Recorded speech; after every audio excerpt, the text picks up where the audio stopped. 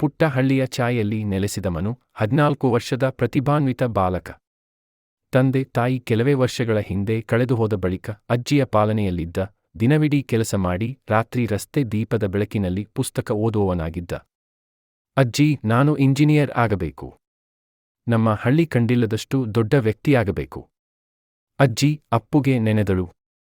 ಎಷ್ಟೇ ಬಡತನವಿದ್ದರೂ ಮನು ಮುಂದೆ ಸಾಗುತ್ತಿದ್ದ. ರಾಜ್ಯಮಟ್ಟದ ಪ್ರತಿಭಾ ಪರೀಕ್ಷೆ ಪ್ರಕಟವಾಯಿತು. ವಿಜೇತರಿಗೆ ಉಚಿತ ಶಿಕ್ಷಣ, ವಸತಿ, ನಗರದಲ್ಲಿ ಉನ್ನತ ಶಾಲೆ. ಮನು ಈ ಪರೀಕ್ಷೆ ತನ್ನ ಬದುಕು ಬದಲಿಸುವ ದಾರಿ ಅಂತ ನಿಶ್ಚಯಿಸಿದ. ಈ ಪೇಪರ್ ನನ್ನ ಬದುಕಿಗೆ ದಾರಿ ತೋರಿಸಬಹುದು. ಆದರೆ ನಾನು ಸತ್ಯವನ್ನೇ ಹಿಡಿದುಕೊಳ್ಳಬೇಕು ಎಂದು ತನಗೆ ತಾನೇ ಹೇಳಿಕೊಂಡ. ಮನು ಬೀದಿ ದೀಪದ ಕೆಳಗೆ ಕುಳಿತು ಓದುತ್ತಿದ್ದ. ಸ್ನೇಹಿತರು ತಿಂಡಿ ತಿನಿಸು ತಿಂದಾಗ ಅವನು ಪುಸ್ತಕಗಳೆಲ್ಲ ಓದುತ್ತಿದ್ದ. ಒಮ್ಮೆ ಒಬ್ಬ ಅಂಗಡಿಯವನು ಕೇಳಿದ, ಇಷ್ಟು ಓದಿ ಏನು ಸಿಗುತ್ತೆ ಮನು? ಕೆಲಸ ಮಾಡಿ ಹಣ ಸಂಪಾದಿಸು. ಆದರೆ ಮನು ಅಂದು ಹೇಳಿದ್ದು, ಗೇಲ್ ಬೆಳೆಯಲು ಸಮಯ ಬೇಕು. ಆದರೆ ಅದು ಬೇರೆಯೂ ಉಳಿದಂತೆಲ್ಲವನ್ನೂ ನಾಶ ಮಾಡತ್ತೆ.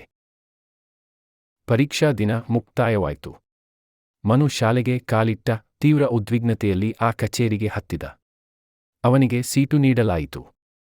ಅಲ್ಲಿ ಆತ ದೃಷ್ಟಿ ಸೆಳೆಯಿತು. ಟೇಬಲ್ ಕೆಳಗೆ ಒಂದು ಲಿಫಾಫೆ ಅಂಟಿತಿತ್ತು. ಇದು ಏನು? ಅವನ ಬೆರಳುಗಳು ಲಿಫಾಫೆ ತೆರೆದವು. ಅದರಲ್ಲಿ ಅದೇ ದಿನದ ಪ್ರಶ್ನೆಗಳು ಉತ್ತರಗಳೊಂದಿಗೆ. ಇದು ನನ್ನ ಅವಕಾಶವೋ? ಅಥವಾ ಇದು ನನ್ನ ಸತ್ಯಪಥಕ್ಕೆ ಸವಾಲೋ?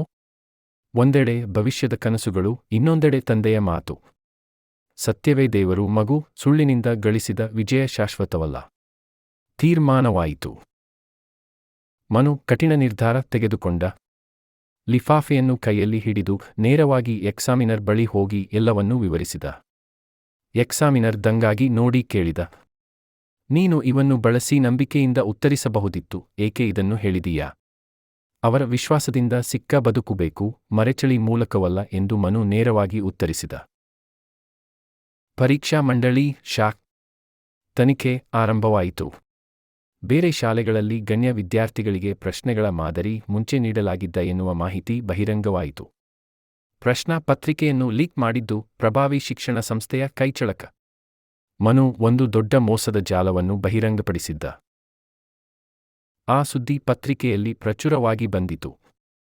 ಒಬ್ಬ ಬಡ ಬಾಲಕ, ನಿಷ್ಠೆಯ ಹೆಜ್ಜೆ. ಮನು ಚಿತ್ರವೊಂದರೊಂದಿಗೆ ಮುಖಪುಟದಲ್ಲಿದ್ದ.